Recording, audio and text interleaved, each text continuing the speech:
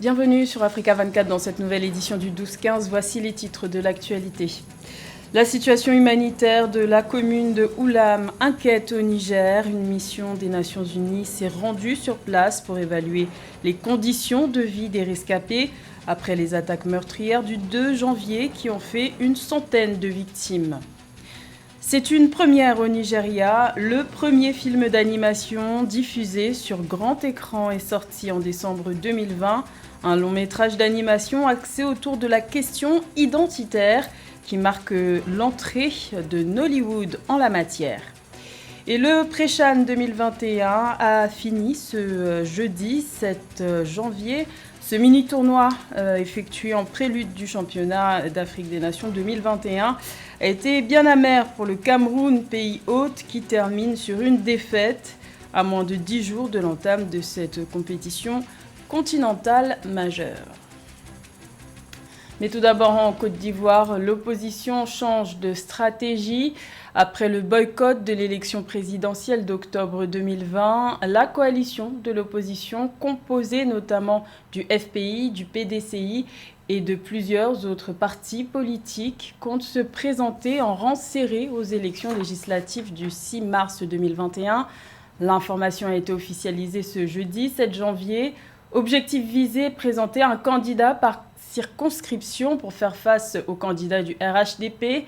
Mais choisir un candidat unique pour chaque circonscription s'annonce difficile. La coalition de l'opposition a jusqu'au 20 janvier, date limite du dépôt des candidatures, pour concrétiser cette volonté. Jamais le Niger n'aura connu une attaque aussi meurtrière sur des populations civiles. Le 2 janvier, une centaine de personnes sont mortes dans les attaques perpétrées à Oulam, situé dans la région du Tillabéri. Malgré les annonces du gouvernement, la situation sécuritaire et humanitaire du pays reste préoccupante.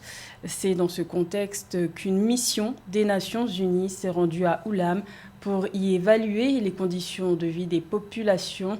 Plus de détails avec Graziella Tchakounté. Après le drame, place à la solidarité. Une mission d'évaluation des Nations Unies est arrivée au Niger ce 7 janvier pour évaluer la situation des rescapés des attaques terroristes qui ont fait une centaine de morts dans la ville de Oualam le 2 janvier.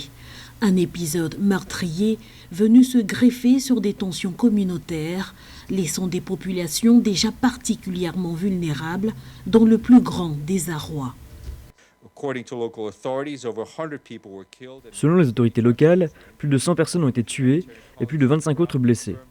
Nos collègues humanitaires sur le terrain ont confirmé qu'une mission d'évaluation interinstitution de l'ONU est arrivée dans la ville de Oualam pour évaluer la situation des personnes qui ont fui les attaques. Selon les conclusions de la mission, environ 10 600 personnes ont été déplacées et une majorité d'entre elles ont trouvé refuge dans le village de Manguez avec des familles d'accueil déjà vulnérables. Les besoins sont donc urgents. Sur le terrain, les déplacés manquent de tout, de nourriture, d'eau, d'hygiène, d'éducation et de soins de santé. Une aide d'urgence des Nations Unies est en cours de déploiement.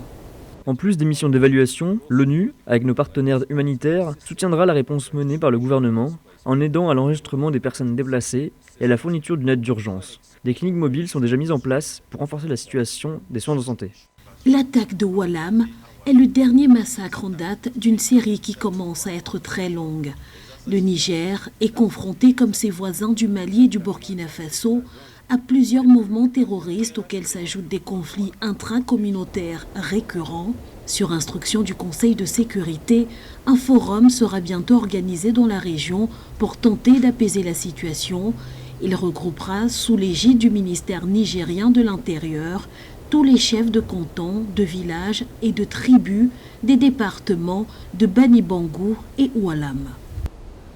Également dans l'actualité, en République démocratique du Congo, le budget pour la session extraordinaire de l'Assemblée nationale fait polémique. 12 millions de dollars seraient nécessaires pour la tenue de cette session extraordinaire convoquée pour un mois. Un budget qui permettrait de faire face aux charges et aux droits des députés et qui permettrait également l'organisation des élections du bureau définitif. Notons que plusieurs analystes, membres de la société civile ainsi que des députés du FCC trouvent ce budget excessif. Certains appellent à l'ouverture d'une enquête et d'autres à la révision des calculs. Au Sénégal, l'interdiction concernant les expéditions de graines d'arachide a pris fin le 31 décembre 2020 sur ordre de l'exécutif. La mesure avait été prise 2 semaines plus tôt, mais face à la pénurie chronique d'arachide subie sur le marché local, le gouvernement a décidé de lever cette suspension pour continuer à récupérer des devises. Les précisions de Mildred Yamou. Fin de l'interdiction des expéditions de graines d'arachide au Sénégal. Décidée le 31 décembre 2020 par le président Macky Sall, cette mesure vise à multiplier les devises venant de l'étranger. Les exportations d'arachide avaient été suspendues il y a 2 semaines pour répondre à la pénurie de d'oléagineux sur le marché local. Dans cette période assez difficile de Covid, les pays ont plus que jamais besoin de devises et de ressources additionnelles pour financer le gap et toutes les imperfections causées par le coronavirus. Donc c'est normal que le Sénégal libère le secteur de l'exportation des arachides parce que cette libération va permettre d'aller chercher des devises étrangères et renflouer l'économie qui en a horriblement besoin. Donc ce n'est pas le moment de protéger les marchés, ce n'est pas le moment d'augmenter la non-compétitivité du secteur industriel. Le secteur industriel doit s'approvisionner selon les règles de marché en oléagineux et doit arrêter de continuer à être bercé, arrêter de continuer à être pouponné dans un contexte où le pays a besoin de ces ressources de pouponnage pour structurer et renforcer sa situation économique. Selon certains analystes, la pénurie d'oléagineux sur le marché sénégalais réside dans la difficulté des industries à répondre à la pression concurrentielle des opérateurs chinois qui proposent des prix largement supérieurs au tarif minimum. Pour la campagne agricole 2019-2020, le Sénégal a enregistré une production record de près de 2 millions de tonnes d'arachides. C'est une décision de rééquilibrage économique, c'est une décision de stabilisation de la rentabilité de l'entrée des devises et le pays a besoin aussi des devises venant du secteur de l'exportation de l'arachide. Notons que le prix du kilogramme d'arachide au Sénégal a été fixé à 250 francs CFA pour la campagne 2020-2021. Pour rappel, les exportations d'arachide non grillées dans ce pays ont atteint environ 327 000 tonnes pour des recettes de 111,5 milliards de francs CFA en 2019. Améliorer l'accès à l'eau potable est un enjeu majeur en Angola et plus précisément dans la province de Cabinda, au nord du pays. À la veille du nouvel an 2020, près de 4000 ménages ont été équipés de robinets pour assurer l'approvisionnement en eau, ce qui constitue une avancée majeure dans les conditions de vie des populations. Plus de détails avec Samantha Saboubanga. Après de longues décennies de corvées d'eau dans les rivières, 4000 ménages de la province du Cabinda, au nord de l'Angola, ont désormais accès à l'eau potable. L'entreprise China Highway Construction Corporation vient d'achever le projet d'approvisionnement en eau de cette province enclavée. Cet approvisionnement devrait permettre de fournir de l'eau potable à 600 000 personnes, soit 92% de la population du Cabinda. La mise en œuvre de ce projet a coûté 220 millions de dollars. Donc, c'est une initiative, je pense, qui est très intéressée de la part de l'entreprise chinoise. C'est de la responsabilité sociétale et environnementale. Ce n'est pas surprenant que ça se passe plutôt au Cabinda, qui est un gisement de richesse, et ça montre les fragilités et certaines faiblesses encore de l'État angolais auxquelles il faut rapidement pallier. Autrefois, pour s'approvisionner en eau, il fallait aller chercher de l'eau dans les rivières à plusieurs kilomètres des villages. L'entreprise publique chinoise a construit une usine d'eau potable de 50 000 km3 alimentée via une prise d'eau sur une rivière près de la localité Sazazazua. Le projet d'approvisionnement a également permis la construction de plusieurs réservoirs carrés ainsi que la pose de 40 km de conduite principale. La société a également construit une unité de traitement de bouées de décantation de l'usine d'eau potable de Zazazao. Que l'on se retrouve avec en tout cas une entreprise chinoise comme principal investisseur dans la gestion d'un besoin essentiel comme le besoin en eau potable, montre bien qu'effectivement, il y a encore au niveau de l'État angolais des efforts à faire en matière de gouvernance, en matière de redistribution des richesses. Malgré l'arrêt des travaux en mars 2020, à cause de la pandémie du coronavirus, l'entreprise a redoublé d'efforts et a pu livrer le projet dans les délais fixés. Pour la maintenance des équipements, le projet a également prévu la formation d'agents spécialisés dans le traitement de l'eau. Le premier film d'animation du Nigeria diffusé sur les grands écrans est sorti le 11 décembre 2020. Il s'agit de Lady Bucket and the Motley Mobsters, un long métrage qui aborde la question identitaire, l'éducation ou encore la morale familiale avec une bonne part d'humour. Notons que ce projet a mis des années à voir le jour. Un sujet de Graziella Tchakounté. Paris réussi pour Nollywood. Lady Bucket and the Motley Mobsters est le premier film d'animation nigérian sorti sur grand écran. Produit par la société Hot Ticket, il met en scène Bucky, une jeune fille qui se retrouve entraînée dans un voyage spatio-temporel. Cette aventure hors du commun, parsemée de rencontres insolites, se révèle finalement être introspective, l'occasion pour les spectateurs de se questionner eux aussi sur leur propre identité. Pour notre subsistance, c'est l'importance de notre culture, de ce que nous sommes en tant qu'Africains. Donner vie à un tel projet a été l'occasion pour nous d'attirer l'attention de nos enfants sur nos propres histoires, de perpétuer les traditions et de préserver ainsi notre culture. Si Lady Bucket est sortie en salle en 2020, l'histoire, elle, est née en 2017. Blessings Amidou, à l'origine de cette aventure, s'est inspiré d'un moment partagé avec ses enfants pour la construire. Mais son projet s'est heurté à de nombreux obstacles, en partie financiers.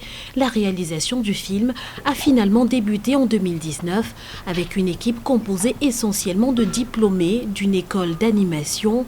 Mais l'avènement du coronavirus est venu retarder la production. Vous savez, nous avons tendance à ne pas prendre de risques, mais je pense que cette production est une source d'inspiration pour un bon nombre de Nigérians. Ce projet prouve finalement que beaucoup de choses sont possibles et je pense qu'il y a de quoi expérimenter dans l'animation. L'aventure de Lady Bucket et des Motley Mobsters ne s'arrête pas là. Ogenero Afiari affirme qu'une suite est au programme. Le mini-tournoi du CHAN 2021 a livré son verdict au terme de cette compétition effectuée en prélude du championnat d'Afrique des Nations. La sélection camerounaise A' termine en bas de tableau. Les Lions indomptables ont terminé ce tournoi sur une défaite face à la Zambie, 2-0. Retour sur cette rencontre avec Nelly Claude Bessa.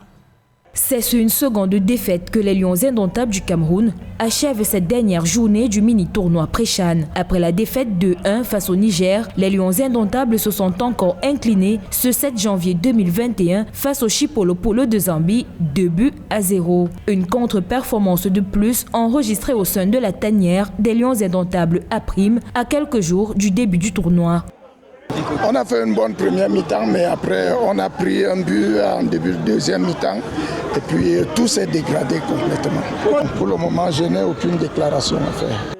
Côté zambien, c'est la matérialisation des actions loupées lors de la première période de jeu qui se sont transformées en but. En effet, dès la 50e minute de jeu, Collins Sikombe réussit à inscrire le premier but de cette rencontre. Une dizaine de minutes plus tard, Zakaria Shilonski tire et marque le second but. Cameroun 0-2 Zambie. Le score restera inchangé malgré les efforts stériles des Lions indomptables de réduire la marque. C'est donc sur cette victoire des Chipolopolo sur les Lions indomptables, sélection du pays organisateur du mini-tournoi, que s'est achevé le 6e match du pré-CHAN 2021. C'est d'aller loin avec une équipe quand elle n'a pas eu de championnat national. Je suis convaincu que d'ici le premier match contre le Zimbabwe, le coach travaillera sur les modalités techniques afin de corriger les erreurs et de régler tous les problèmes de l'équipe. Je respecte personnellement ce pays, le niveau de football camerounais, continuez à croire en votre nation. Je pense qu'en tant que pays organisateur, le Cameroun devrait être l'un des favoris de ce championnat.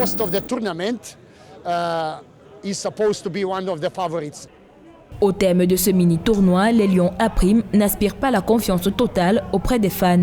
Avec 3 rencontres disputées, le Cameroun a eu 2 défaites face à la Zambie et au Niger, puis un match nul face à l'Ouganda.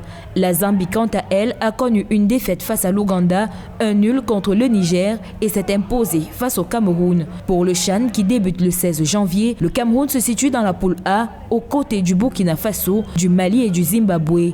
Tandis que la Zambie sera dans la poule D, auprès de la Guinée, de la Namibie et de la Tanzanie. C'était le journal de la rédaction, merci de l'avoir suivi. L'information continue sur Africa 24.